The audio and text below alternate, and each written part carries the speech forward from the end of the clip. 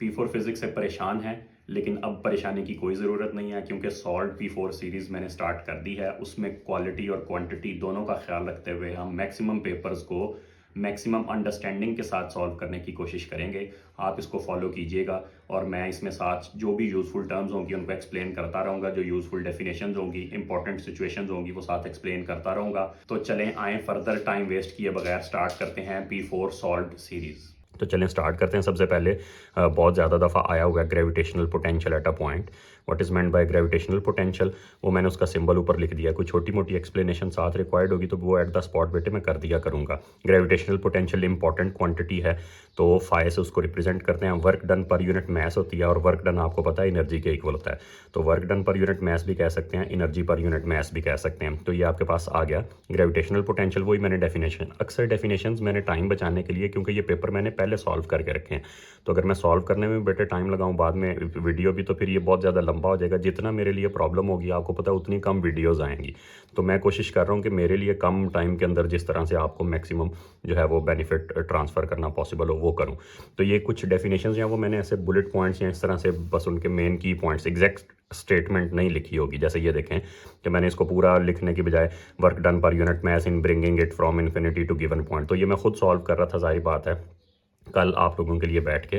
तो फिर वो अगर मैं प्रॉपर स्टेटमेंट्स लिखने लग जाऊँ तो टाइम जहाँ पे मैं अपना टाइम सेव कर सकता था, आपको उसमें कोई प्रॉब्लम नहीं आएगी, आप ये देखना भी।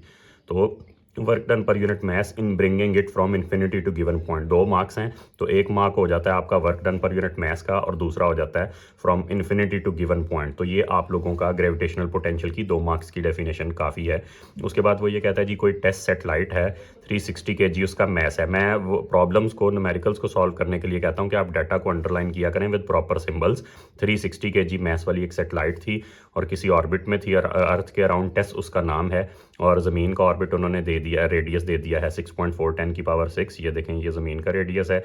और उसके बाद वो कहता है जी ये इसको पॉइंट मैस, ये छोटी मोटी एजम्पशंस उन्होंने बीच में ज़रूर डालनी होती हैं कि पॉइंट मैस है, रेडियली मूव करके जाएगा, ये ग्रेविटेशन के चैप्टर में, ठीक है।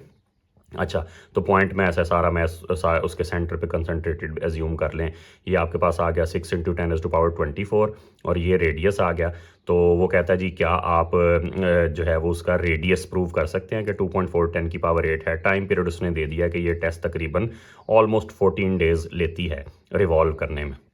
तो सबसे पहली बात तो ये है कि बेटे आपके पास एक बड़ा फेमस है A2 के लिए, जो समझें कि one of the most famous starting points है for any derivation any calculation, वो है FC is provided by FG। अब ये देखें ना, ये बीच में मैं साथ साथ डायनामिक रखने के लिए इसके छोटी मोटी एक्सप्लेनेशंस बीच में भी डाल दिया करूँगा। ये one of the most important starting points है in A2 of all A2 physics syllabus. Centripetal force is equal to gravitational force, तो वहीं से मैंने शुरू किया। देखें जब भी आपको ग्रेविटेशन के चैप्टर में टाइम पीरियड चीज़ नज़र आ जाए तो ओमेगा से ही टाइम पीरियड आ सकता है, तो आपने यहीं से स्टार्ट करना होगा। MR omega square is equal to GMM/R square. तो इसमें ओमेगा की जगह पे ये सेंट्रीपिटल फोर्स के 2 फार्मूलाज आप लोगों को जिनको पता है, पेपर जाहिर बात है वही फॉलो करने की कोशिश करेंगे जिनका सिलेबस एटलीस्ट उन्होंने ओवरव्यू ज़रूर किया हुआ है। जिन्होंने बिल्कुल ही नहीं देखा उनके लिए तो ये मुश्किल हो जाएगा, लेकिन फिर भी मैं आपको बता देता हूँ सेंट्रीपिटल के 2 फार्मूलाज हैं। एक तो MR ओमेगा स्क्वायर है और दूसरा MV²/R भी है, ठीक है। तो ये आपके पास सेंट्रीपिटल के हमने कौन सा सेलेक्ट किया, जारी बात है MR ओमेगा स्क्वायर, क्योंकि टाइम पीरियड हमें लाना था। तो MR omega square is equal to GMM/R square, इसमें से ओमेगा की जगह 2π/T लगाया। और नेक्स्ट आप ये देखें लोअर केस m जो है उसने कैंसिल होना ही होता है इन फार्मूलाज के अंदर फोर्स वाले, तो वो कैंसिल हो गया, बाकी बच गया R³ और ओमेगा की जगह 2π/T लगा दिया और यहाँ पे GM कर दिया हमने, ठीक है। तो इसको रीअरेंज मैंने किया यहाँ पे लाके, तो R³ is equal to GMT²/4π², ठीक है। तो अब ये जो G है ये डाटा शीट में पड़ा होता है, डाटा शीट से उठाया 6.67 10 की पावर -11 मैस ऑफ अर्थ अभी अभी उन्होंने दिया था, ये है जी। और उसके बाद टाइम पीरियड उन्होंने कहा था 13.7 डे है, हमें अच्छा नहीं लगा, हमने उसको सेकंड्स में कन्वर्ट कर दिया। आपको पता है सेकंड्स ही स्टैंडर्ड है, ठीक है। तो ये आपके पास आ गया और उसके बाद 4 × पाई की जगह 3.14 का स्क्वायर कर दिया। तो ये आपका इसका क्यूब रूट करना था। ये छोटी मोटी, मेरा नहीं ख्याल इस तरह की कैलकुलेशन A2 के बच्चे को कि जनाब ये क्यूब था और उधर आके क्यूब रूट होना था, इसको मैंने इसलिए अवॉइड कर दिया। अब ये किसी ने जिसने ईयरली बनाए हैं, स्टूडेंट रिसोर्स वाले हमारे दोस्त हैं, उन्होंने ये कंप्रेस कर दी है जगह ना, ताकि आपका पेपर कम स्पेस पे पूरा आ जाए जो आपका पेपर है। तो ये देखें ये वो जगह उन्होंने काफ़ी कम कर दिया है, इतनी थोड़ी तो नहीं होती फाइनल पेपर के अंदर। तो calculate the gravitational potential energy. वो कहता है जी ग्रेविटेशन वेरी इंपॉर्टेंट, इधर मैं साथ साथ लिखता जाऊंगा बेटा, ये पहले जो दोनों आए हैं ये भी बहुत इंपॉर्टेंट है आपका स्टार्टिंग पॉइंट, ठीक है। और उसके बल्कि तीनों ही मज़े की बात ये है, अब ये नहीं है कि मैं हर चीज़ को इंपॉर्टेंट कह के आगे चलाता जाऊंगा, जो बहुत ज़्यादा दफ़ा आई हुई हैं वो वाली चीज़ें।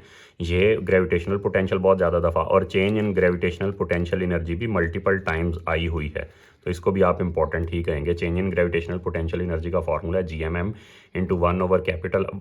इसमें बेटे मैं ये कहता हूँ कि 1/, छोटा जब भी वो आपको change in gravitational potential energy देगा 2R देगा, तो आपने करना है 1/, छोटी वैल्यू माइनस 1/, बड़ी वैल्यू, ठीक है। और आपको पता है कि ग्रेविटेशन के चैप्टर में उल्टा हिसाब है कि बड़े आर की वैल्यू छोटी होती है, छोटे आर की वैल्यू बड़ी होती है। तो जो लोग अभी प्रॉपर जिनको नहीं इस बात की अंडरस्टैंडिंग, वो ये समझ लें कि बड़े आर का मतलब होता है ऑब्जेक्ट का रेडियस और छोटे आर का मतलब होता है ऑर्बिटल रेडियस। तो GMM इंटू 1/, ज़मीन का रेडियस माइनस 1/, टेस्ट के ऑर्बिट का रेडियस। वो कह रहे हैं जी टेस्ट गई है ज़मीन की सरफेस से ऑर्बिट तक, तो कितना एनर्जी चेंज आया होगा। तो ज़मीन की सरफेस पे थी तो छोटा डिस्टेंस होगा फ्रॉम द सेंटर, तो 1/, छोटा आर, छोटे आर की value actually 1/, radius of earth minus 1/, orbit का रेडियस। तो ये GMM है, इतना कोई कॉम्प्लिकेटेड नहीं, बस फॉर्मूला आपने याद रखना है कि GMM इंटू 1/, छोटा आर माइनस 1/, बड़ा आर। तो जी फिर डाटा शीट से आया, मैथ्स इस दफ़ा टेस्ट का भी लगेगा, पिछली दफ़ा उसकी ज़रूरत नहीं पड़ी थी, और मैथ ऑफ अर्थ लग गया 1/, ऑर्बिटल रेडियस माइनस 1/, 1/, अर्थ का रेडियस माइनस 1/, ऑर्बिटल रेडियस। ये सारा आप सॉल्व कर लेंगे। अब ये भी मैं अज्यूम करता हूँ कि A2 के बच्चे कैलकुलेटर ठीक ही यूज़ करते होंगे। तो इससे जब हम आगे चलेंगे तो नेक्स्ट पार्ट में वो कहता है पुरानी ही इन्फॉर्मेशन से आप ग्रेविटेशनल फील्ड स्ट्रेंथ की रेशो निकालें। तो ये मैंने ना एक्सप्लेनेटरी स्टाइल में बेटे ऐसे चीज़ें लिखी हुई होंगी। देखें ग्रेविटेशनल फील्ड स्ट्रेंथ का फॉर्मूला जो है वो GM/r² है, ठीक है। तो वो कह रहा है gravitational field strength on surface of earth, gravitational field strength at the location of, जाहिर बात है ज़मीन की जी की बात हो रही है। वो सेटेलाइट बेचारी 360 kg की है, उसकी क्या फील्ड होनी है। तो ज़मीन की फील्ड ऑन अर्थ, ज़मीन की अपनी फील्ड ऑन अर्थ जो आपको हमें पता है 9.8 होती है अप्रॉक्सीमेटली, और ज़मीन की ग्रेविटेशनल फील्ड ऑन टेस्ट। तो इसका मतलब है मैथ्स तो दोनों दफ़ा ज़मीन का होगा और जी डाटा शीट से आना, ये दोनों तो कांस्टेंट हैं, तो जी का आर के साथ इन्वर्स रिलेशन है। तो मैंने इसको ऐसे लिखा है gravitation on earth divided by gravitation on orbit is equal to orbit का रेडियस ओवर अर्थ का रेडियस, उस सारे का स्क्वायर। तो ये दोनों रेडियस पीछे दिए हैं, इनको पुट करके स्क्वायर किया और उसको फिर आपने वैल्यू, ये जो बेसिक चीज़ें होंगी बेटे वो मैं भगाता भी जाऊंगा ताकि वीडियो में मेरा भी जो है वो बहुत ज़्यादा टाइम ना लगे। 2 घंटे का P4 होता है, तो अगर मैं उसको पहले सॉल्व करूँ और फिर बिल उसको स्लो स्लो लेके चलूँगा तो फिर तो मेरा टाइम बहुत ज़्यादा लग जाया करेगा। अच्छा जी, उसके बाद ज़रा देखें, तो ये कोई एक लार्ज कंटेनर है, आइडियल गैस के चैप्टर का क्वेश्चन है। आइडियल गैस है कोई और 85 क्यूबिक मीटर उसने ऑक्यूपाई किया हुआ है, मैंने उसको वॉल्यूम कह दिया। मैस जो है वो 110 kg है, लोअर केस m ही ज़्यादा सूट करता है, अपर केस m हमने मोलर मैस के लिए जो है वो छोड़ा हुआ है। उसके बाद प्रेशर आ गया गैस का, कैपिटल P था, और टेम्परेचर T है। तो वो कहता है जी 1 मोल ऑफ गैस हो तो उसका मैस, ये मोलर मैस आ गया ना, तो इसको अपर केस m कह दिया। और उसके बाद वो कहता है जी आप टेम्परेचर प्रूव करें 300 केल्विन। 3 मार्क्स है तो बेटा इतना सीधा, PV is equal to NRT के तो 3 नहीं देने, 2 स्टेप था इसलिए उन्होंने दिए हुए थे। क्यों? PV is equal to NRT में आपको पता है मोल्स चाहिए, तो मोल्स तो डायरेक्टली कहीं पे भी नहीं गिवन, थोड़ी सी केमिस्ट्री इन्वॉल्व है। तो जिन बच्चों की कंप्यूटर है उनको भी इतना बेसिक तो ज़रूर ही पता होना चाहिए कि नंबर ऑफ मोल्स हमें सेपरेटली निकालने पड़ेंगे। कैसे? वो मैस और मोलर मैस उन्होंने दिया हुआ है, ठीक है।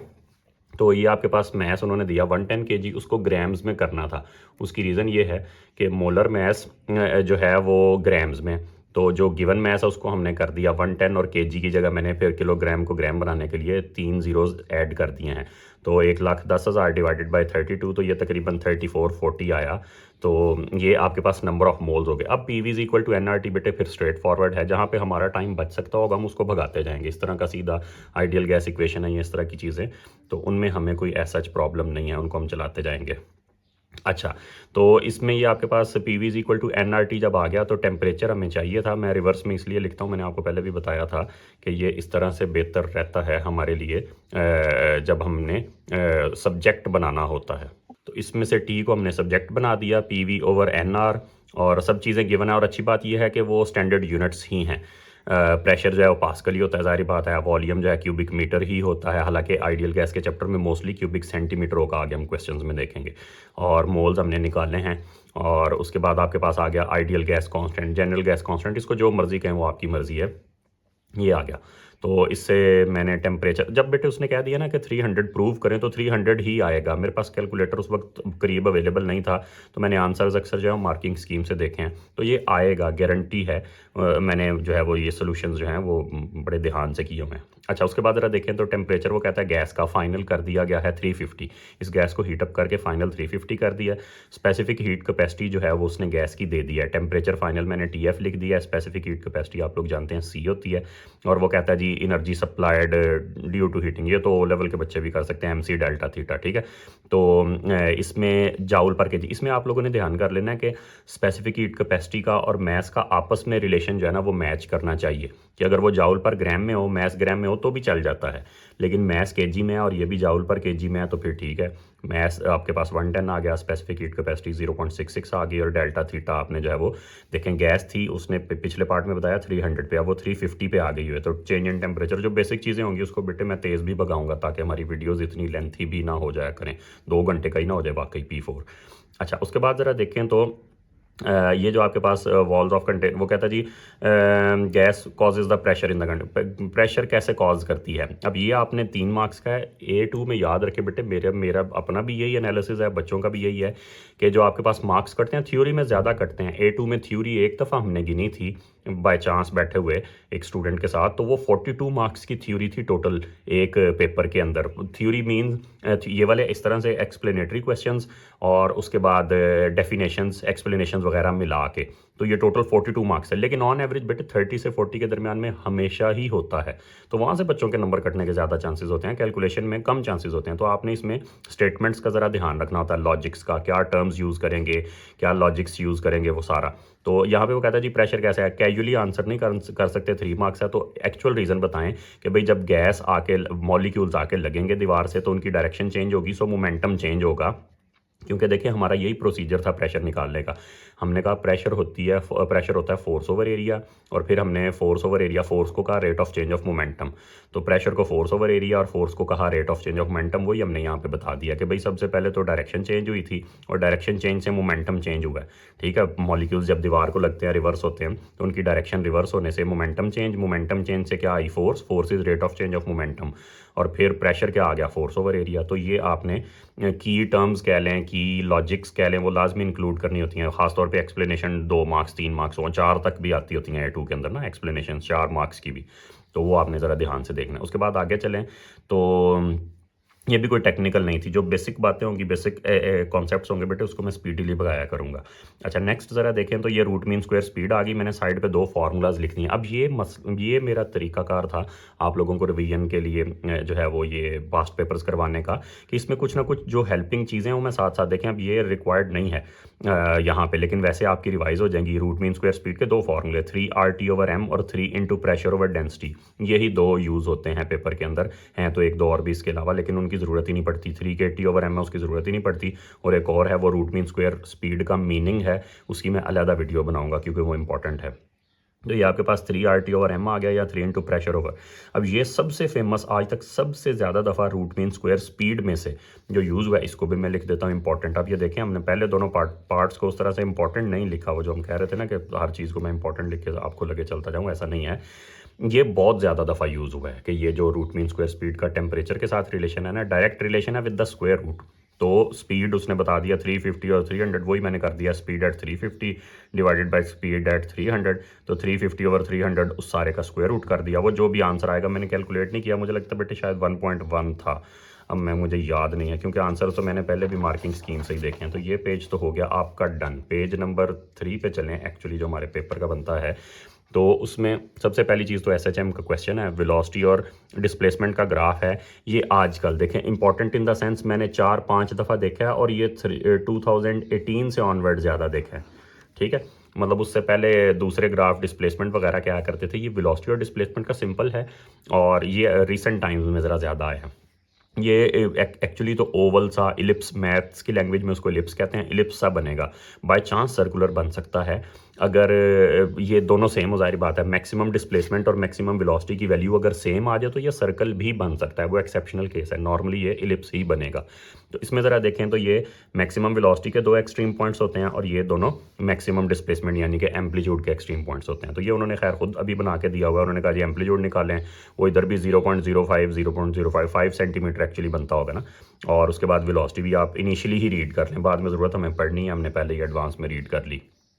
अच्छा, उसके बाद ज़रा देखें तो ये आपके पास आ गया जी टाइम पीरियड। अब ये सबसे अब फिर मैं आपको बता दूं, ऑसिलेशंस के चैप्टर में ये आप बेशक चीज़ें वेरीफाई करते जाना, ऑसिलेशंस के चैप्टर में आज तक सबसे ज़्यादा दफ़ा ये फार्मूला यूज़ हुआ है। आप लोग क्वेश्चन ज़रा ध्यान से करके गिनते जाना, बेशक मैंने तो देखा हुआ है सारे क्वेश्चंस करवा के बच्चों को, सबसे ज़्यादा दफ़ा ये वाला फार्मूला आज तक इस्तेमाल हुआ है। वी नॉट, ये मैक्सिमम वेलोसिटी का, V naught is equal to X naught omega.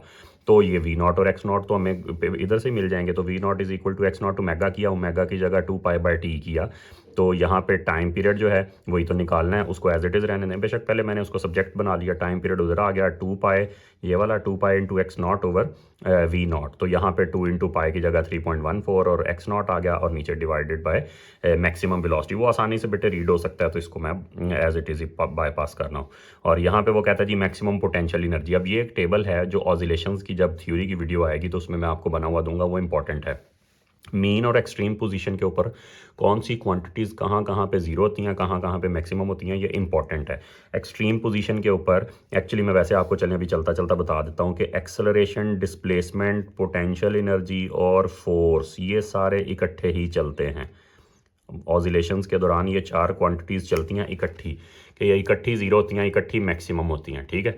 तो इसमें ज़ाहिर बात है हर बच्चे को आसानी से याद रहेगा कि डिस्प्लेसमेंट को याद रखना सबसे आसान है। मेन पोजीशन पे तो डिस्प्लेसमेंट जीरो है, एक्सट्रीम पोजीशन पे तो डिस्प्लेसमेंट मैक्सिमम है, तो बाकी तीनों उसके साथ ही चलेंगे। जब डिस्प्लेसमेंट मैक्सिमम तो एक्सेलरेशन भी मैक्सिमम, पोटेंशियल एनर्जी भी मैक्सिमम, फोर्स भी मैक्सिमम, ये सारा। तो ये हल्की फुल्की रिवीजन बेटे इस पास पेपर के सेशन में भी साथ साथ चलती जाया करेगी, इसलिए मैं आपको कह रहा था कि ये मैंने ज़रा जल्दी टाइम से स्टार्ट कर दिया। तो ये चारों इकट्ठे मैक्सिमम और जीरो होते हैं, एक्सट्रीम पोजीशन पे मैक्सिमम और मीन पे जीरो, और बच गई वेलोसिटी और काइनेटिक एनर्जी। तो वेलोसिटी और काइनेटिक एनर्जी इनके अलावा अलहदा से चलते हैं, वो जब ये मैक्सिमम होते हैं तो वो जीरो होते हैं, और जब ये जीरो होते हैं तो वो मैक्सिमम होते हैं, और बाकी टोटल एनर्जी आपको पता है कांस्टेंट होगी। तो इसको चलें, ये वाला पेज भी आपका हो गया, आगे चलते हैं। तो सबसे पहले तो ये आपके पास आ गया एक जो है वो कॉयल, ये भी फेमस सिचुएशन है। अब मैं इसको बार बार बताता, हर चीज़ इंपॉर्टेंट लिख दूँ, बच्चों ने कहना जी सब कुछ, तो बेटे जो है वो आपको बता ही रहा हूँ कि ये आपके पास इम्पॉर्टेंट है। कई दफ़ा ये सिचुएशन यूज़ हुई है पेपर के अंदर कि स्प्रिंग के साथ बाहर मैग्नेट लगा होगा और वो कॉयल के अंदर इस तरह से ऑसिलेट करता है, क्योंकि ये दो क्वेश्चंस जो ब्रिजिंग क्वेश्चंस होते हैं ना, जो चैप्टर्स को आपस में ज्वाइन करते हैं, वो कैम्ब्रिज को बहुत पसंद है कि मतलब किसी दो चैप्टर्स को आपस में जोड़ रहे हैं। तो यहाँ पे ये जो है जोड़ता है एक्चुअली इलेक्ट्रोमैग्नेटिक इंडक्शन और ऑसिलेशन को। तो वही देख लें आप, उन्होंने पूछ लिया सबसे पहले फैराडेज लॉ, तो आप कहते हैं जी induced EMF is directly proportional. ये भी बेसिक है बेटे, वो लेवल में भी शायद डेफिनेशन आप लोगों ने की होगी, और यहाँ पे दोबारा आगे induced EMF is directly proportional to rate of change of magnetic flux. इसमें बड़ी ऑप्शन देते हैं कैम्ब्रिज वाले, डायरेक्टली प्रोपोर्शनल लिख दें, इक्वल लिख दें, मैग्नेटिक फ्लक्स लिख दें, मैग्नेटिक फ्लक्स लिंकेज लिख दें, तो वो तो डेफिनेशन आपकी एक्सेप्ट हो जाएगी। उसके बाद वो कहता है कि जी जब इस रेजिस्टेंस को यहाँ पे कनेक्शन जोड़ दिया है तो ऑसिलेशंस डैम्प हो गई हैं, वजह क्या है? इसमें आपने ये बताना है कि भाई जब आप इस रजिस्टर को जोड़ देंगे तो इस मैग्नेट के वाइब्रेट करने से फ्लक्स चेंज होगा, फ्लक्स चेंज से ईएमएफ जनरेट होगी, ईएमएफ की वजह से करंट फ्लो करेगा, और वो करंट फ्लो की वजह से एनर्जी लॉस हो जाएगी। तो जब किसी वाइब्रेशन में से एनर्जी लॉस, वो अब एनर्जी कहाँ से आए? जो एनर्जी यहाँ से फ्लो कर रही है वो इस मैग्नेट से ही आ रही है ना, मैग्नेट के मैग्नेटिक फ्लक्स के चेंज होने से ईएमएफ जनरेट हो रही है। तो आपने इसमें यही बताना है कि भाई मैग्नेट मूव किया, फ्लक्स चेंज हुआ, ईएमएफ जनरेट हुई, करंट फ्लो किया रजिस्टर में से, एनर्जी लॉस हो गई। लॉस ऑफ एनर्जी का मतलब क्या होता है? डैम्पिंग, ठीक है। तो ये डैम्पिंग का आपके पास, ये भी कोई टेक्निकल एज सच एक्सप्लेनेशन नहीं थी, तो मैं इसको एज सच मतलब ज़रा जल्दी से बाईपास करता। अच्छा, ये मुझे गलती से मैंने इसको पहले कट कर दिया, मैंने जल्दी में देख रहा था, ये पुराना पेपर है 2022 में कुछ टॉपिक्स आपको पता है निकले थे सिलेबस में से, तो मुझे अब ऐसा महसूस हुआ कि शायद ये उसका होगा MRI वगैरह का, तो मैंने जल्दी में काट दिया। बाद में मुझे याद है अभी नहीं, ये तो भी है सिलेबस में। तो इसमें से ज़रा देखें आप, सबसे पहली चीज़ तो वो कहता है जी ये जो आपके पास है अल्ट्रासाउंड, इसको पल्सेस में क्यों भेजा जाता है? अब पल्सेस में इसलिए भेजा जाता है बेटे, याद रखना है कि वो जो ट्रांसड्यूसर जिसे हम कहते हैं ना, वो सेम है, रिसीव भी वही कर रहा होता है और सेंड भी वही कर रहा होता है। तो वो ऐसे करता है, send receive send receive send receive ऐसे करता रहता है। तो सेंट पल्सेस के दरमियान में उसने रिसीव करना होता है, रिसीवर भी वही है और इमिटर भी वही है। तो उसने दोनों काम इकट्ठे परफॉर्म करने, तो ये कॉन्टीन्यूसली तो हो नहीं सकता क्योंकि पल्सेस जा रही हैं आ रही हैं, बहुत ज़्यादा स्पीड ऑफ साउंड है, पेशेंट ये पड़ा हुआ है बिल्कुल साथ ही। तो इतना टाइम ही नहीं होता कि आप जनाब पहले एक दफ़ा सारी सेंड कर दें और बाद में रिसीव कर लेना। तो वो ट्रांसड्यूसर सेंड और रिसीव कॉन्टीन्यूसली करता रहता है। तो ये आपका आया हुआ है 3-4 दफ़ा। अच्छा नेक्स्ट ज़रा देखें, तो वो कहता है जी डिटेक्शन के प्रिंसिपल्स ज़रा आप हमें बता दें कि सिर्फ डिटेक्शन के, अब इसमें याद रखने बेटे ये 3 तरह का क्वेश्चन है। डिटेक्शन के प्रिंसिपल्स अलहदा आते हैं, जनरेशन के अलहदा से आते हैं और मेडिकल डायग्नोसिस के अलहदा से आते हैं। तीनों का अलहदा क्वेश्चन, सिर्फ डिटेक्शन का पूछा हुआ है, सिर्फ जनरेशन का भी पूछा हुआ है और ओवरऑल भी पूछा हुआ है। तो ये सिर्फ फिलहाल डिटेक्शन है। डिटेक्शन में आपने उसे बताना है कि भाई पीजो इलेक्ट्रिक मटीरियल इस्तेमाल करना। पीजो इलेक्ट्रिक मटीरियल ये फिर मैं मेडिकल इमेजिंग की जो थियोरेटिकल वीडियो है उसके अंदर एक्सप्लेन करूंगा कि पीजो इलेक्ट्रिक मटीरियल बेटे ख़ास किस्म का क्रिस्टल है जो 2 वे काम करता है कि अगर हम इसको करंट दें तो ये वाइब्रेट करता है, alternating current actually, alternating current दें तो ये वाइब्रेट करता है और अगर हम इसको वाइब्रेट करवाएं तो ये ऑल्टरनेटिंग करंट देता है। इतनी डिटेल आपके सिलेबस के लिए चाहिए, वैसे तो ये बड़ा यूनिक है। तो आपने सिर्फ यही याद रखना है कि इसको ऑल्टरनेटिंग करंट दें तो ये वाइब्रेट करता है और वाइब्रेट करवाएं तो ये ऑल्टरनेटिंग करंट देता है। बस इतना आपके काम का काफ़ी है। तो इसीलिए हमने कहा है कि जी डिटेक्टर होना चाहिए पीजो इलेक्ट्रिक और उसके बाद वो पल्सेस रिसीव करेगा। और ये देखें, अब ये की टर्म्स पता क्या होती हैं कि एक तो पीजो इलेक्ट्रिक क्रिस्टल है और दूसरा रेजोनेंस का ज़रूर आपने जिक्र करना होता है, चाहे आप कोई भी लिख रहे हैं। ये इसमें जनरेशन में भी आपने रेजोनेंस का जिक्र करना है और हर किसी में ये तीनों क्वेश्चन है ना, डिटेक्शन, जनरेशन और ओवरऑल मेडिकल डायग्नोसिस का जो क्वेश्चन है अल्ट्रासाउंड का, तीनों में आपने रेजोनेंस फ्रीक्वेंसी का जिक्र ज़रूर करना है कि जी रेजोनेंस होती है जो वाइब्रेशन फ्रीक्वेंसी क्रिस्टल की है और जो आ रही है या जो जा रही है वो सेम है। और उसके बाद वाइब्रेशंस की वजह से ईएमएफ, ये मैंने आपको बताया ना 2 वे काम करता है कि वाइब्रेट करवाएं, वाइब्रेशंस वापस आएंगी, अल्ट्रासाउंड वेव्स वापस आएंगी ना पेशेंट को टकरा के, तो उनकी वजह से ईएमएफ जनरेट होगी। ये हो गया। उसके बाद नेक्स्ट चलें तो ये इसको कहते हैं अल्फा इंटेंसिटी रिफ्लेक्शन कोफिशिएंट। ठीक है, तो ये आता रहेगा आगे भी वीडियोज़ के अंदर। ये अब पेपर्स की वीडियोज़ तो मैं कॉन्टीन्यूसली, क्योंकि मेरे ख्याल में ग्रेड इम्प्रूवमेंट का सबसे बड़ा फैक्टर पास्ट पेपर्स होते हैं और पास्ट पेपर्स में भी मुझे ईयरली लगता है ज़्यादा अच्छे हैं। मैं आपको फिर किसी वक्त एक्सप्लेन करूंगा। तो ये तो मैं अब कॉन्टीन्यूसली, और ये मुझे ज़रा रिलेटिवली कंफर्टेबल है कि एक दफ़ा मैं सॉल्व करके और इधर वो जो है वो मैंने अपना किसी बुकलेट में से पेजेस फाड़ के ये आपके सामने रखे हुए हैं और वो मैं उसको साथ साथ एक्सप्लेन करता जाऊँगा। तो उसमें चीज़ें बहुत सारी रिवाइज होती रहेंगी, तो बेहतर है अगर आप इसको फॉलो करें। तो ये आपके पास अल्फ़ा आ गया, इंटेंसिटी रिफ्लेक्शन कोफिशिएंट। ये एक्चुअली होता है reflected intensity over incident intensity. तो देखें इतना सा मैं एक्सप्लेन साथ साथ करता जाऊंगा जो ज़रूरी होगा कि अल्फ़ा एक्चुअली होता है reflected intensity over incident intensity. ठीक है, तो रिफ्लेक्टेड ओवर इंसिडेंट की ये रेशो होती है, इसको अल्फा कहते हैं। डाटा शीट में फार्मूला गिवन होता है, ये दोनों एकॉस्टिक इम्पिडेंसेस का डिफरेंस है और नीचे उनका सम है, उसका स्क्वायर है। एकॉस्टिक इम्पिडेंस क्या होती है, ये सारी बात है फिर मेडिकल इमेजिंग की थ्योरेटिकल वीडियो में आएगा। ये एक्चुअली वो पैरामीटर है किसी भी मीडियम का जो कंट्रोल करता है कि कितने % अल्ट्रासाउंड वेव वापस चली जाएगी और कितनी अगले मीडियम में। मतलब बेसिकली ट्रांसमिशन और रिफ्लेक्शन दोनों कंट्रोल करता है। जेड जो है ट्रांसमिशन भी कंट्रोल करता है और रिफ्लेक्शन भी कंट्रोल करता है किसी भी 2 मीडियम्स के दरमियान में। जब बाउंड्री आती है मसल की और बोन की, मसल की और सॉफ्ट टिश्यू की, ठीक है, इसी तरह से सॉफ्ट टिश्यू की और एयर की, जेल की, तो जब बाउंड्रीज आती हैं तो कितनी अल्ट्रासाउंड वेव ने आगे जाना है, कितनी ने वापस मुड़ना है, ये जेड के कंट्रोल में होता है। ठीक है, तो इसको थ्योरी की वीडियो में देखेंगे। अल्फा फिलहाल वैल्यू सारी गिवन थी, 1 नंबर की कैलकुलेशन थी, तो इस पर इतना टाइम क्यों लगाना बेटे। दोनों अल्फा आप जिसको मर्जी Z1 कहें, जिसको मर्जी Z2 कहें, कोई मसला नहीं है। स्क्वायर हो रहा होता है, माइनस उल्टा भी कर देंगे कोई मसला नहीं है, नीचे तो वैसे ही प्लस हो रहा है। तो जिसको मर्जी Z1 Z2 कह दें, उसने बताया है कि एयर और सॉफ्ट टिश्यू बाउंड्री का चाहिए, तो एयर और सॉफ्ट टिश्यू की एकॉस्टिक इम्पिडेंसेस को यूज़ करें, 0.99 आएगा। वो कहता है इसी को सामने रखते हुए बताएं कि जेल क्यों लगाया जाता है। ये 4 नंबर का भी आया हुआ है बेटे। तो इसमें आपने उसको यही बताना है कि भाई देख लो आपके सामने ही है, अगर आपने एयर से डायरेक्ट भेजने की कोशिश की तो रिफ्लेक्शन ओवर इंसिडेंट है ना, तो रिफ्लेक्टेड इंटेंसिटी तकरीबन 99.9% है, तो फ़ायदा ही कुछ नहीं हुआ। अगर आप अल्ट्रासाउंड वेव्स एयर से डायरेक्ट भेजने की कोशिश करें तो 99.9% वापस आ जाती हैं। क्या ही डिटेक्शन करनी है, क्या ही पेशेंट को एनालाइज करना है, उल्टा सारी वापस आ जाएंगी पहले ही, पेशेंट में जाने से पहले। तो जेल इसलिए लगाते हैं कि जेल ऊपर आप ये देख लें उसकी जो एकॉस्टिक इम्पिडेंस इम्पिडेंस है, स्पेसिफिक एकॉस्टिक इम्पिडेंस आजकल इसको कहते हैं कैम्ब्रिज वाले, वो ऑलमोस्ट जो है वो करीब करीब ही है बॉडी के सॉफ्ट टिश्यू के साथ। इन्होंने लिखा है 1.5 1.6 10 की पावर 6, इधर 10 की पावर 2 थी। एयर का बहुत फ़र्क है। तो जब आप जेल लगा के भेजते हैं अल्ट्रासाउंड वेव्स को तो वो मेजॉरिटी पेशेंट के अंदर चली जाती हैं। मतलब ये उल्टा है, आप कैलकुलेशन करके देख लेना, बुक के अंदर तो हुई होती है कि 99% से ज़्यादा ट्रांसमिट हो जाती हैं। ट्रांसमिशन ही हम चाहते हैं कि पेशेंट में तो जाए ना, फिर इन्फॉर्मेशन लेके वापस आएँ। तो 2 मार्क्स से आपने बस ये बताना था कि भैया आपके सामने इतना बड़ा रिफ्लेक्शन कोफिशिएंट है, बहुत बड़ी रिफ्लेक्शन होगी, तो हम ये चाहते नहीं हैं, इसलिए हम जेल लगाते हैं ताकि रिफ्लेक्शन मिनिमाइज़ और ट्रांसमिशन मैक्सिमाइज़ हो जाए। ये देखें अब ये इस तरह 2022 से जो पहले के पेपर हैं 2022 तक, उनमें 2-2 क्वेश्चंस तकरीबन पर पेपर कैंसिल हुआ करेंगे। ये टेली कम्युनिकेशन हुआ करता था, शुक्र करें A2 के बच्चे कि भाई आप उससे बच गए हैं। बड़े डेंजरस 2 चैप्टर्स थे, टेली कम्युनिकेशन और इलेक्ट्रॉनिक्स के, वो निकाल के सिर्फ उन्होंने कॉस्मोलॉजी ऐड किया है।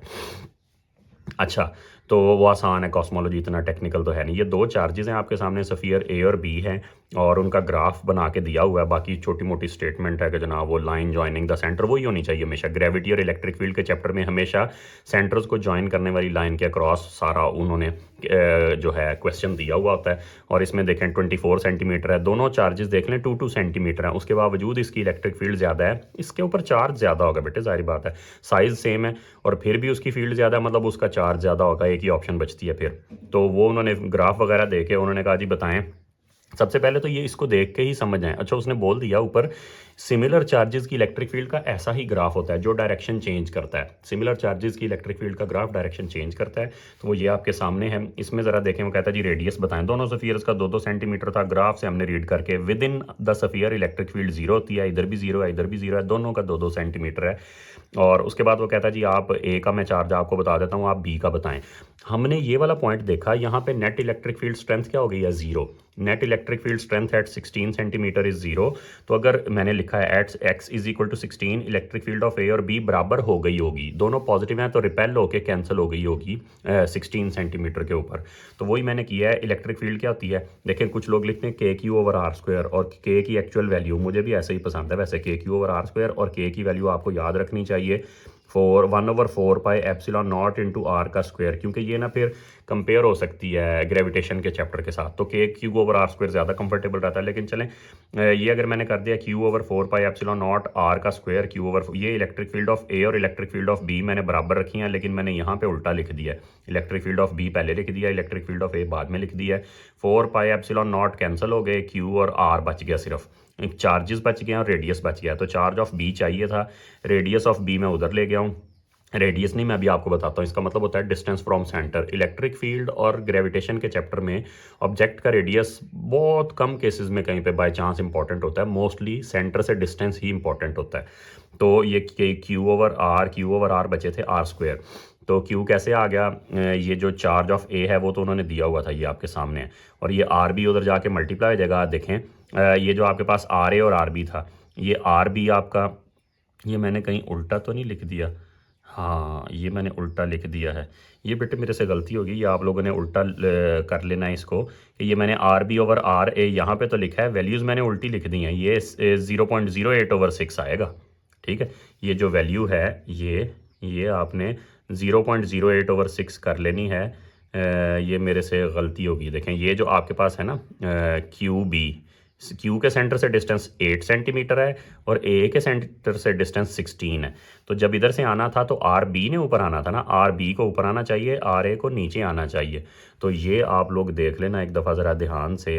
3.6 10 की पावर -19 तो चार्ज था A का, वो तो आना ही था। इसको एक्चुअली आना चाहिए 0.08 डिवाइडेड बाय 0.16। ये भी मसला इसलिए सामने आया कि हमारे जो मेहरबान हैं स्टूडेंट रिसोर्स वाले जो हमारे दोस्त, उन्होंने ये स्पेसेस देखे ना, ये कम की हुई हैं। उन्होंने भला तो अपनी तरफ से आपका ही किया कि कम पेजेस पे पेपर पूरा आ जाए, लेकिन ये फिर उससे स्पेसेस जो है ना, आंसर स्पेस वो कम हो गई और फिर ये मसला सामने आया। चलें खैर, इसके बैक साइड पे ज़रा देखते हैं कोई पार्ट है। हाँ जी, अच्छा अब ये देखें, वो कहता है जी सफ़ियर बी को हटा दिया गया ताकि ए जो है वो पॉइंट चार्ज के तौर पे बिहेव कर सके। तो सफ़ियर ए को हटा दें तो बी पॉइंट चार्ज के तौर पे बिहेव करेगा। वो कहता है जी आप उसका इलेक्ट्रिक पोटेंशियल निकालें। इलेक्ट्रिक पोटेंशियल का फॉर्मूला बच्चे जानते हैं, वही KQ/R। KQ/R भी आप कर सकते हैं, मुझे ऐसा ही पसंद है। पहले मैं KQ/R ताकि ग्रेविटी और इलेक्ट्रिक फील्ड के चैप्टर का पूरा कंपेरिजन हो, Q/R करें और K की जगह 1/4πε0 लें जी, 1/4πε0 इंटू R करें तो ये वोल्टेज का फार्मूला, वो सारी चीज़ें डाटा शीट से ε0 पाए आपको पहले ही पता है, ε0 जो है वो डाटा शीट से आ जाएगा। और उसके बाद चार्ज पिछले पार्ट में दिया था, हमने निकाला था सॉरी उसका बी का। अब ये पता नहीं, ये मैंने पीछे कैलकुलेशन अगर गलत मेरे से हो गई है तो वो भी यहाँ पे आ गई हो। वैल्यूज़ तो आप पिछले पार्ट से देख ही लेंगे, पिछले पार्ट से जो है बी का वोल्टेज चाहिए ना, तो बी का चार्ज निकाल लेंगे, ठीक है। तो जब बी का चार्ज यहाँ पे लग जाएगा, ये आपके पास आ गया। और नेक्स्ट आप ज़रा देखें तो ये क्या है, 4πε0 डाटा शीट से आ गया। और आर दोनों का सेम था, वो तो मसला ही नहीं है, 0.02 मैंने कर दिया। और वोल्टेज में आर होता है, इलेक्ट्रिक फील्ड में R² होता है, ये कर दिया। नेक्स्ट आप देखें तो आपने कैपेसिटेंस निकालनी है। अब कैपेसिटेंस यहीं से बनानी होती है, ये बनवाई भी है उन्होंने पेपर में कई दफ़ा। ये मैं छोटी मोटी एक्सप्लेनेशन ज़रूरी वाली साथ देता हूँ कि V = KQ/R है। कैपेसिटेंस होती है चार्ज ओवर वोल्टेज। तो यहाँ से अगर ज़रा देखें तो चार्ज ओवर वोल्टेज किसके इक्वल आ जाएगा, चार्ज ओवर वोल्टेज बनाएं तो 4πε0 R उधर चला जाएगा, इन दोनों को एक दूसरे को रिप्लेस करना पड़ेगा। तो चार्ज ओवर वोल्टेज कैपेसिटेंस होती है। तो ये जो चार्ज ओवर वोल्टेज है वो किसके इक्वल आ जाएगा, 4πε0 इंटू R। यहाँ पे मैंने डायरेक्टली लिख दिया, लेकिन ये प्रूफ भी पेपर में कैम्ब्रिज वालों ने करवाया हुआ है कि जनाब ये बताएं क्या होता है।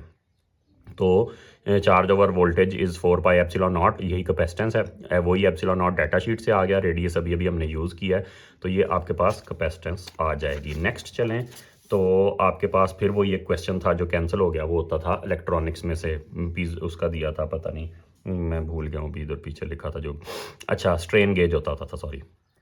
बहरहाल नेक्स्ट चलें तो मैग्नेटिक फील्ड का क्वेश्चन है। मैग्नेटिक फील्ड कहता है किसे है जी, वो रीजन जहाँ पे फोर्स महसूस होती है चार्जेस को, उसको कहते हैं मूविंग चार्जेस को। Moving charges magnetic field feel करते हैं। इधर आप मैग्नेट पोल भी लिख सकते हैं, force experienced bye a moving charge और अ मैग्नेट पोल और अ करंट कैरिंग कंडक्टर, तीन ऑप्शंस हैं। मैग्नेटिक फील्ड तीनों पे एक्ट करती है, करंट कैरिंग कंडक्टर पे, मूविंग चार्ज पे और या फिर मैग्नेट पोल पे, तीनों में से किसी का भी लिख सकते हैं। अब ये देखें, ये करंट बैलेंस का क्वेश्चन है, ये अगले पेज पे बनना होगा, बाकी इसका पार्ट वो मैं आपको बताता हूँ, इंपॉर्टेंट है। इसमें आपने जो सबसे टेक्निकल बात इस पेज से याद रखनी है, ये 300 मीटर जो है ये डिस्ट्रैक्शन है। आपने जो यूज़ करना है वो 45 mm है, आपने 45 mm जो है वो यूज़ करना है। देखें लेंथ सिर्फ ILB जो फार्मूला है उसके अंदर उतनी लेंथ यूज़ होती है जो मैग्नेटिक फील्ड के अंदर होती है। इस वायर की वो लेंथ जो मैग्नेटिक फील्ड के दरमियान में है, वो ज़ाहिर बात है इन पोल्स के साइज़ जितनी है 45, तो 45 एक्चुअल लेंथ है। इसमें सिर्फ ये टेक्निकलिटी होती है यहाँ पे। तो ये आपने अगर नोट कर लिया है तो हम इसके बैक साइड पे चलते हैं। और ये देखें जी, ये इन्होंने दिया हुआ है ग्राफ फोर्स का और करंट का, ठीक है। तो वो कहता है फ्लक्स डेंसिटी, आसान है बिल्कुल बेटे, F = ILB, जिस बच्चे को पता है तो F = ILB फार्मूला है। B फ्लक्स डेंसिटी कहते हैं, मैग्नेटिक फील्ड की स्ट्रेंथ है एक्चुअली। तो अगर आपने फ्लक्स डेंसिटी निकालनी है तो वो आ गई जी F/IL। पिछले पेज पे लेंथ मैंने आपको इसीलिए हाईलाइट करवाई थी कि लेंथ 300 mm नहीं यूज़ करनी, 0.045 मैंने लिखा है, 45 mm, 45 mm। और ये F और I आपकी मर्ज़ी का, पूरा ग्राफ आपका है, जो मर्ज़ी डाटा पॉइंट उठा लें। मैंने एंड वाला मुझे कंफर्टेबल लगा, 9 एम्पेयर का करंट और 9 न्यूटन की फोर्स और 5 एम्पेयर का करंट। तो 9 मैंने किया, 9 और 5 किया है। आप जो मर्ज़ी डाटा पॉइंट उठा सकते हैं, जो आप 0 नहीं, उसके अलावा कोई भी और, तो आप कोई भी डाटा पॉइंट उठा के इधर लगाते। लेंथ बस ध्यान रखना था कि 300 यूज़ ना कर दें, 45 mm यूज़ करें। उसके बाद ये आपके पास आ गया फोर्स होना, एक डिफरेंट पार्ट उसने दे दिया। वो कहता है जी अब ये कोई इलेक्ट्रॉन आ गया पोटेंशियल डिफरेंस को यूज़ करके, और magnetic field into the page है, और इलेक्ट्रॉन ऐसे करके घूम गया। तो ये बताएं, ये भी उसने कई दफ़ा उन्होंने पेपर में पूछा हुआ है कि सर्कुलर पाथ में मूव क्यों करता है, ठीक है। अच्छा, अब इसको बताने से पहले वो आपको सिर्फ एक्सप्लेन कर दूं, ये मेरा लेफ्ट हैंड ही है। लेफ्ट हैंड रूल बच्चों को प्रॉब्लम रहती है बेटे, हमने इसमें तो याद रखा हुआ है FBI कर देते हैं या FBV कर देते हैं, FBI या FBV, या आपने इस तरह से करके पिस्टल्स ही हम बना लेते हैं। और उसके बाद हम बच्चों को बताते हैं कि ये फोर्स, फील्ड और करंट या वेलोसिटी, ये सिर्फ है, बाकी दोनों तो वही रहने हैं ना हमेशा, फोर्स और फील्ड तो वहीं के वहीं हैं।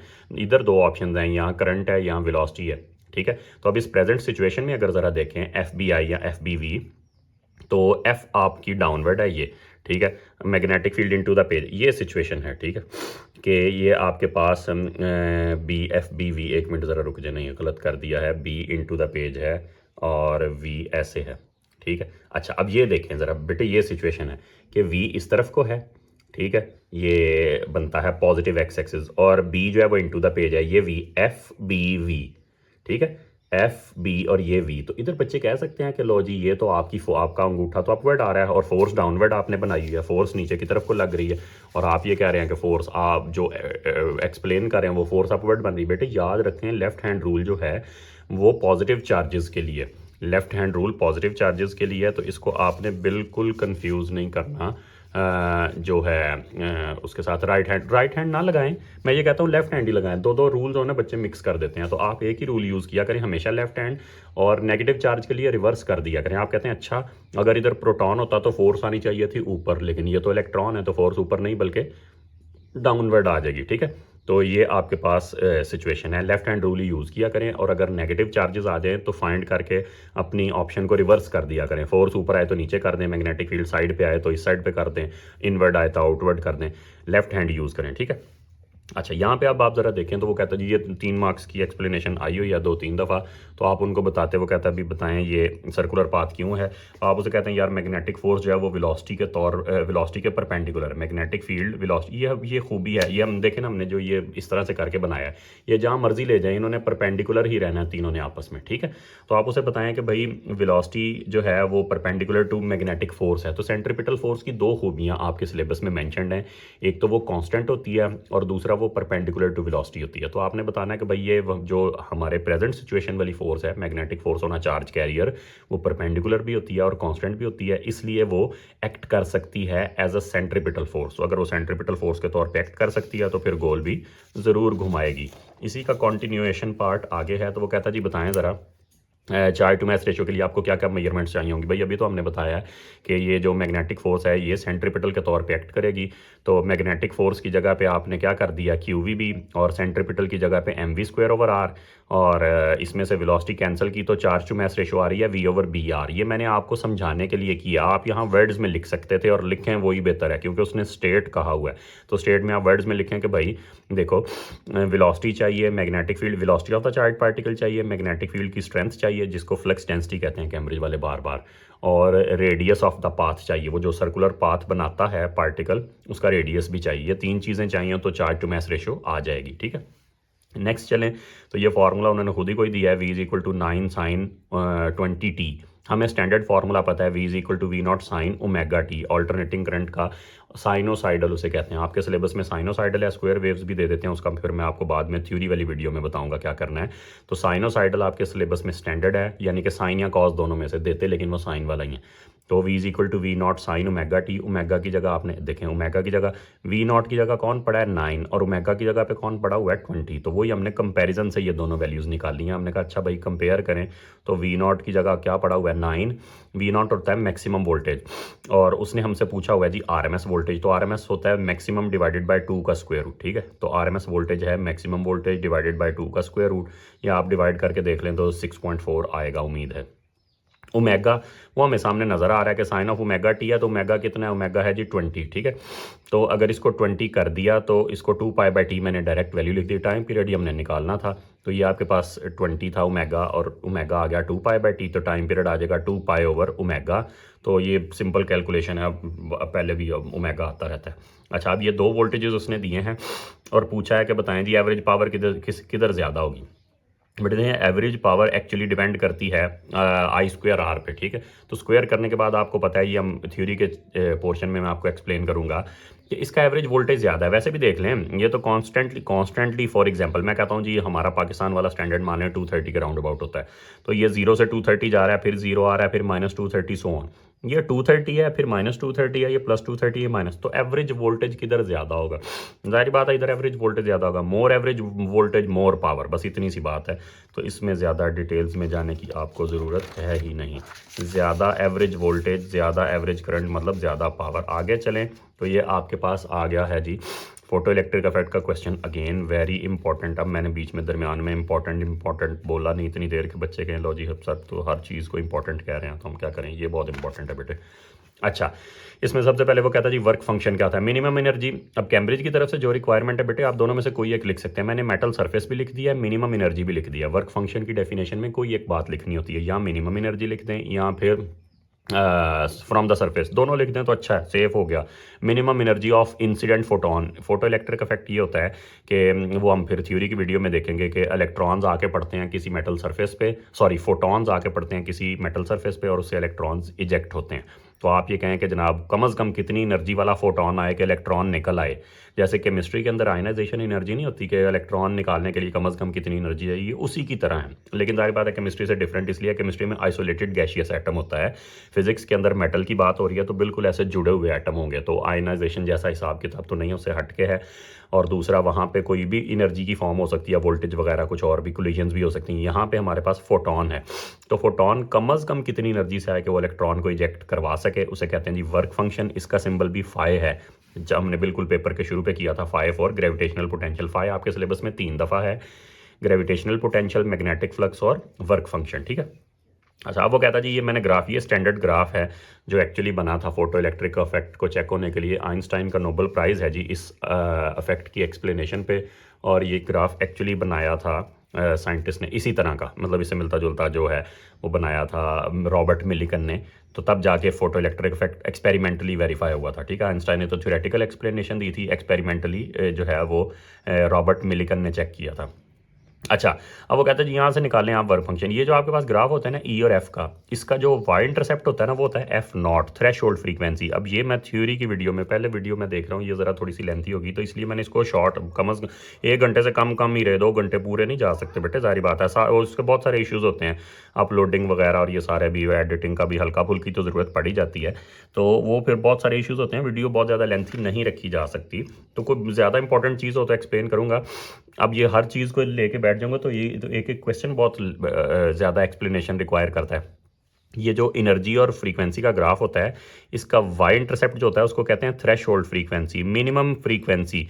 जैसे ये था ना minimum energy to required electron, sorry minimum energy required to eject electron, ये है minimum frequency required to eject electron. कम से कम कितनी एनर्जी चाहिए इलेक्ट्रॉन इजेक्ट करने के लिए, कम से कम कितनी फ्रीक्वेंसी चाहिए इलेक्ट्रॉन इजेक्ट करने के लिए। तो ये जो इसका एक्स इंटरसेप्ट होता है ना यहाँ पे इस ग्राफ का, वो होता है जी बेसिकली फ्रीक्वेंसी एक्सिस का इंटरसेप्ट। तो ये तो एक्सिस रिवर्स भी हुए हुए हैं पेपर में, ठीक है। तो हम एक्स या वाई इंटरसेप्ट की बात ही नहीं करते, हम कहते हैं फ्रीक्वेंसी को जब ये इंटरसेप्ट करेगा ग्राफ, तो वो वाला पॉइंट जो है वो थ्रेशोल्ड फ्रीक्वेंसी होती है।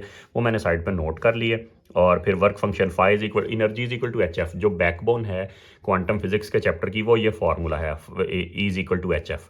तो वर्क फंक्शन भी एनर्जी है तो वो भी एच एफ हो गया, बस वो एच एफ नॉट है, कम अज़ कम एनर्जी, कम अज़ कम फ्रीक्वेंसी, कम अज़ कम एनर्जी, मिनिमम एनर्जी मिनिमम फ्रीक्वेंसी, इन दोनों को मल्टीप्लाई किया तो ये आ जाएगा। इसके अंदर कुछ एज सच मुझे टेक्निकल लगा नहीं है। नेक्स्ट पार्ट इसका थोड़ा सा टेक्निकल है। वो कहता है जी आपने जो पीछे एनर्जी निकाली है, वो कहता है वर्क फंक्शन कुछ मेटल्स के इस तरह से दिए हुए हैं और इन्होंने क्या किया है, वो कहता है जी determine the metal used in the experiment. तो वो कहता है जी आप ये बताएं कि आपके ख्याल में कौन सी मेटल इस्तेमाल हुई होगी। अब सबसे पहली बात तो ये है कि जो आपने एनर्जी पीछे निकाली थी, वो जो वर्क फंक्शन आपने पीछे निकाला था, वो वर्क फंक्शन कितना निकाला था, 3.6 टेन टू पावर -19। हाँ वो मैंने यहाँ पे लिख दिया। तो ये 3.6 टेन टू पावर -19 इधर लिख दें। इसको देखें, जो हमें डाटा गिवन है वो गिवन है जी इलेक्ट्रॉन वोल्ट्स में, तो इसको भी इलेक्ट्रॉन वोल्ट में कन्वर्ट करें, बजाय उन तीनों को जाउल में लाने के इसको इलेक्ट्रॉन वोल्ट में ले जाएं। हमने इसको इलेक्ट्रॉन वोल्ट में कन्वर्ट करना था तो हमने इसको इलेक्ट्रॉन के चार्ज पे डिवाइड किया, 2.3 आ गया। अब 2.3 के नियरेस्ट वर्क फंक्शन किसका है, पोटाशियम का। तो जाहिर बात है वो जो उन्होंने डाटा दिया हुआ है वो पोटाशियम का डाटा होगा, इस जो ग्राफ दिया था। जाहिर बात है राउंड ऑफ का 2.26 2.3 है तो राउंड ऑफ का कोई एरर होगा तो वो ठीक है, हमने कह देना पोटाशियम यूज़ हुई होगी। अच्छा, अब ये जो एक्सप्लेनेशन है ये भी मैंने साइड पे लिख दिया। ये ना काइनेटिक एनर्जी और रेट ऑफ इमिशन दोनों की डिपेंडेंस पेपर में कई दफ़ा आई है। किस किस पे है वो मैंने लिख दिया। काइनेटिक एनर्जी किस पे डिपेंड करती है, डायरेक्टली इमिटेड इलेक्ट्रॉन्स की, फोटो इलेक्ट्रॉन्स जो निकलते हैं उनकी काइनेटिक एनर्जी का पूछते हैं, और इमिटेड इलेक्ट्रॉन कितने निकलते हैं उनकी रेट ऑफ इमिशन। ये दो चीज़ें कैम्ब्रिज वालों ने कई दफ़ा पूछी हुई हैं और ये दोनों किस पे डिपेंड करती हैं, kinetic energy of ejected electrons और rate of emission. Kinetic energy याद रखें फ्रीक्वेंसी पे डायरेक्टली, वेवलेंथ पे इनवर्सली। ये पूछा नहीं क्वेश्चन में, मैं वैसे साइड पे एक्सप्लेनेशन आपको दे रहा हूँ जो आगे ज़रूरत आएगी। ये है ना हल्की फुल्की रिवीजन साथ साथ। काइनेटिक एनर्जी जो है फ्रीक्वेंसी पे डायरेक्टली, वेवलेंथ पे इनवर्सली और इंटेंसिटी पे डिपेंड ही नहीं करती। काइनेटिक एनर्जी का कोई लेना देना नहीं है इंटेंसिटी के साथ, ठीक है। और रेट ऑफ इमिशन का वेवलेंथ से डायरेक्टली, फ्रीक्वेंसी से इन्वर्सली और इंटेंसिटी के साथ भी डायरेक्टली। तो इसी में से दो बातें देख लेना, आप यही पूछी होंगी। वो कहता है जी इंटेंसिटी बदली है, हाँ इंटेंसिटी इंक्रीज की है एक्चुअली। तो वो कहता है क्या फ़र्क पड़ा होगा काइनेटिक एनर्जी को रेट ऑफ इमिशन को। इंटेंसिटी, काइनेटिक एनर्जी का तो कोई रिलेशन ही नहीं है भाई इंटेंसिटी से, तो नो इफेक्ट मैंने इसीलिए लिख दिया था। और रेट ऑफ इमिशन का इंटेंसिटी के साथ कैसा रिलेशन है, डायरेक्ट। तो अगर इंटेंसिटी इंक्रीज की है तो फिर रेट ऑफ इमिशन भी इंक्रीज हो गया होगा। उसके बाद ज़रा देखें तो थोड़ा सा छोटा सा क्वेश्चन है एक एक्सरेज का। एक्सरेज में सबसे पहले तो वो कहता है जी मैंने वोल्टेज आपको दे दिया है कि इलेक्ट्रॉन्स, एक्सरेज में होता क्या है, इलेक्ट्रॉन्स एक्सेलरेट होकर आके पड़ते हैं किसी मेटल पे और वहाँ से आगे जो है वो एक्सरे के फोटोन निकल आते हैं मेटल से, ठीक है। ये एक्सरे एक्चुअली रिवर्स है फोटो इलेक्ट्रिक इफेक्ट का। फोटो इलेक्ट्रिक इफेक्ट में फोटोन आके पड़ते हैं, इलेक्ट्रॉन निकलते हैं, और एक्सरेज में इलेक्ट्रॉन्स आके पड़ते हैं, फोटॉन्स निकलते हैं। और वाकई इसको आगे मतलब कुछ जगह जो टेस्ट्स होते हैं एडमिशन, उसमें पूछा जाता है कि जी ये किसका रिवर्स है, फोटो इलेक्ट्रिक इफेक्ट का रिवर्स क्या है या एक्सरेज का रिवर्स क्या है। बहरहाल अब ये देखें कि इलेक्ट्रॉन एनर्जी लेके आ रहा था क्यूवी और हमने उससे निकालना है फोटोन। तो मैंने ये कहा कि अच्छा ठीक है, चार्ज की एनर्जी, इलेक्ट्रिकल पोटेंशियल एनर्जी का फार्मूला बहुत यूज़ होता है एटू में, मुख्तलिफ चैप्टर्स में, न्यूक्लियर में भी यूज़ हुआ है, क्वांटम में भी यूज़ हुआ है, मैग्नेटिक में भी यूज़ हुआ है, इलेक्ट्रिक, ये 4 चैप्टर्स में तो इलेक्ट्रिकल पोटेंशियल एनर्जी का फार्मूला यूज़ होता ही है। तो इलेक्ट्रिकल पोटेंशियल एनर्जी इलेक्ट्रॉन लेके आ रहा था और उसने आगे से निकाल दिया फोटोन। तो फोटोन की एनर्जी होती है HF, इलेक्ट्रिकल पोटेंशियल एनर्जी होती है QV। तो HF और QV को बराबर रखा, इसमें से फ्रीक्वेंसी निकालनी थी, तो ये मल्टीप्लाई करके डिवाइड करके बेसिक्स आया। तो इसको वीडियो भी लेंथी हो रही है तो मैंने इसलिए सोचा कि इसको ज़रा जो बेसिक कैलकुलेशन है उनको माइंड अप करें। ये हो गया। नेक्स्ट चलें तो वो कहता है जी एल्यूमिनियम क्यों रखा जाता है। याद रखें एक्सरेज लो एनर्जी डेंजरस हैं, हाई एनर्जी नहीं डेंजरस। हाई एनर्जी तो आपकी बॉडी में से सीधी गुजर जाएंगी, लो एनर्जी एब्जॉर्ब होती हैं। तो लो एनर्जी अगर डेंजरस हैं तो उनका करें क्या। पेशेंट से पहले मेरी बहुत ज़्यादा एक्सरेज हुई हैं, मुझे पता है। हम ना बेटे किसी वो शीट होती है हमें, तो पहले वो कहता था इसको पकड़ के खड़े हो जाएं, तो तब तो अंदाज़ा नहीं था, जब पहले की बात है जब हुआ करता था। तो बाद में ये पता चला कि भाई वो जो है ना एलुमिनियम की शीट होती है जिसको हम पकड़ के ऐसे खड़े हो जाते हैं, और वो उसमें से जब गुजरते हैं लो एनर्जी फोटॉन्स एब्जॉर्ब हो जाते हैं, डेंजरस हैं। लो एनर्जी डेंजरस हैं भाई, तो इसलिए डेंजरस हैं कि उन्होंने तो बॉडी के अंदर स्टे कर जाना है। हाई एनर्जी का कोई मसला ही नहीं है, वो तो सीधे एज इट इज़ गुजर जाएंगे बॉडी में से। तो नेक्स्ट चलें अगले पेज पे। तो ये उन्होंने पूछा हुआ था कि भाई ये डाटा दिया है म्यू का, लीनियर एब्जॉर्प्शन कोफिशिएंट भी कुछ लोग इसको कहते हैं, लीनियर एटेन्यूएशन कोफिशिएंट भी कहते हैं। देखिए ना उसने भी ब्रैकेट में दोनों डाले हुए हैं। तो वो कहता है जी ये मैं आपको डाटा दे रहा हूँ, आप ये बताएं कि अगर 0.8 सेंटीमीटर ब्लड में से कोई एक्सरेज गुजरें तो कितने % एब्जॉर्ब हो गई होंगी। फॉर्मूला बेटे ये होता है I = I0 e की पावर माइनस म्यू एक्स, ठीक है। इसमें से मैंने इसको I/I0 कर दिया, ये रेशो बन गई ना, ताकि उसको फिर हम फ्रैक्शन में कन्वर्ट कर सकें। तो I/I0 आ गया e की power minus mu x. Mu ये दिया ब्लड का म्यू है 0.23, ब्लड का के अंदर थिकनेस या डिस्टेंस जो भी आप उसको कहें वो 0.8 है। 0.23 इंटू 0.8, इधर आपने ये ध्यान रखना होता है यूनिट सेम हो, ये सेंटीमीटर है ये पर सेंटीमीटर है, मतलब कॉरिस्पॉन्डिंग यूनिट्स हों, ठीक है, ताकि कैंसलेशन वगैरह हो सके। तो इसमें आपने ये बता देना कि भाई ठीक है, ये आपने पुट किया 0.23 0.8 कैलकुलेटर पे डालें, शिफ्ट LN करें तो ई बना हुआ आ जाता है। अब तो A2 के बच्चों को पता चल गया होगा, ये आया। अच्छा ये मैं फिर भी 17% एब्जॉर्ब लिख रहा हूँ बेटे, याद रखें ये जो फॉर्मूला है ना I = I0, ये है बची हुई इंटेंसिटी। अब कितनी बच गई है, रिमेनिंग इंटेंसिटी, प्रेजेंट इंटेंसिटी, किसी मीडियम में से गुजरने के बाद कितनी बाकी है, ये है बाकी रही हुई इंटेंसिटी। बट बाकी कितनी है 83%, 83% अभी भी बची हुई है। तो मतलब एब्जॉर्ब कितनी हो गई होगी 17%, ठीक है। अच्छा उसके बाद वो कहता है जी एक्सरेज रीजन, ये बच्चों को ऑलरेडी पता था। वो कहता है जी जो ज़्यादा एब्जॉर्प्शन करते हैं वो ब्राइटर आते हैं, बोन ब्राइटर आती है ना, जाहिर बात है बोन ने ज़्यादा एब्जॉर्ब किया होगा एक्सरेज में और बोन उतनी ही ज़्यादा ब्राइट आती है। तो वो कहता है जी आप बताइए डिफरेंस एक्सप्लेन करें ऊपर वाले डाटा की बेस पे ना, कंपेयर टू दैट, ये जो डाटा था वही चाहता था उसकी बेस पे करें। तो आपने कहना अभी बोन की हायर एब्जॉर्प्शन है, तो इसका मतलब वो वजह भी बताएं साथ कि बोन का जो आप देख लें कोफिशेंट, अगर बोन का मसल से कंपेयर करें ये 0.22 है और बोन का 3 है, तो कहें जी बोन का एब्जॉर्प्शन कोफिशेंट बड़ा ज़्यादा है तो उसने बड़ी ज़्यादा एब्जॉर्प्शन करनी है, इसीलिए उसने ज़्यादा ब्राइट आना है। तो ये तो वो भी रूल बता रहे हैं, हमें खुद भी पता है कि ज़्यादा एब्जॉर्ब करने वाला जो रीजन होता है वो ज़्यादा ब्राइट आता है एक्सरेज के इमेज के अंदर। नेक्स्ट चलें तो मेरा ख्याल है ये लास्ट क्वेश्चन है न्यूक्लियर का।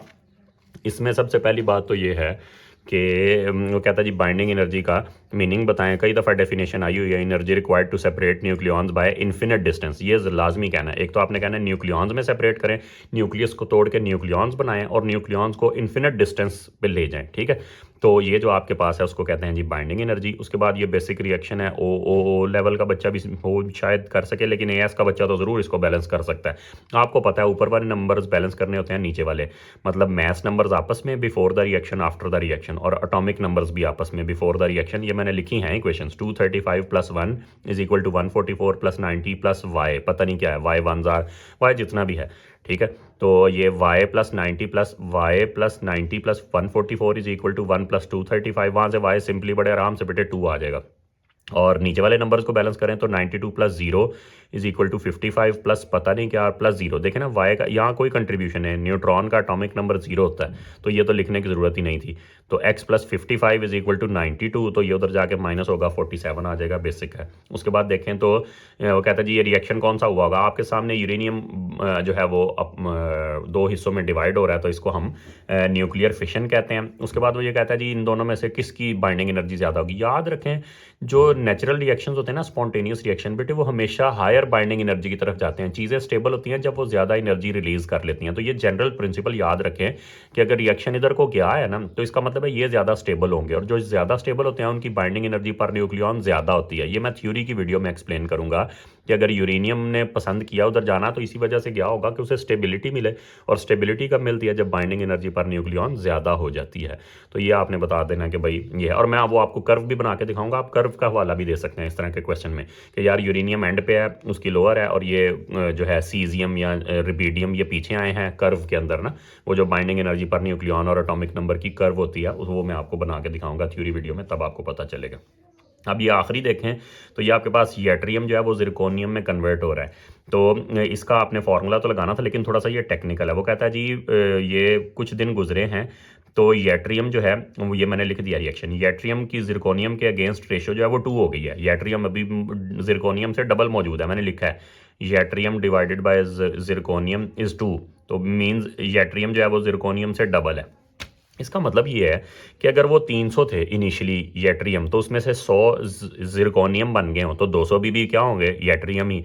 तो तब बना ना 2:1 कि जितना इनिशियली अवेलेबल था उसका 1/3 तो डिके होके जिरकोनियम में कन्वर्ट हो गया हुआ है, 2/3 अभी भी यट्रियम ही है। ये समझना थोड़ा सा बेटे टेक्निकल था इसके अंदर इस क्वेश्चन में, कि वो कह रहा है कि यट्रियम की जिरकोनियम पे रेशियो जो है, ये बच्चे मेरे पास गलत करते रहे हैं इसलिए आपको एक्सप्लेन कर रहा हूँ बहुत ज़्यादा दफ़ा, बच्चे गलत करते रहे हैं इसको ना। तो यट्रियम टू जिरकोनियम रेशो 2 होने का मतलब है कि यट्रियम जितना भी था उसमें से वो 1/3 तो जिरकोनियम बन गया हुआ है, 2/3 अभी भी इनिशियली जितना भी था उसका 1/3 डिके हो गया हुआ है, 2/3 अभी भी मौजूद है। तभी तो देखें ना रेशो अगर आपने वेरीफाई करनी है तो 2/3 अभी भी मौजूद है, और इनिशियली कितना था 1/3, मतलब उसका सॉरी इनिशियल का 1/3 कन्वर्ट हो गया और 2/3 अभी भी है।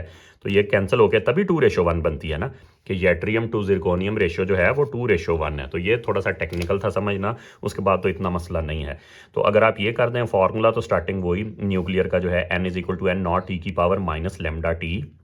इसमें से ज़रा देखें तो n की जगह मैंने लिख दिया। अब कितना यट्रियम रह गया हुआ है, 2/3 ऑफ n0। इनिशियली n0 था तो उसका 2/3 अभी भी बचा हुआ है, n0 यहाँ से मैंने कैंसिल कर दिया, और उसके बाद e⁻ थी, इधर आके प्लस हो गई, ये 3/2 उधर जाके 2/3 उधर जाके 3/2 जो कि 1.5 हो जाएगा, λT आ गया। अब ये देखें ना, ये जो मैंने करेक्शन किया है, तो वो बच्चे कहते पता नहीं वो मार्किंग स्कीम से दे के हम कर लेंगे। नहीं बेटे, ये मैंने खुद किया है, ये आपके सामने गलतियाँ पीछे आंसर्स मैंने देखे हैं मार्किंग स्कीम से।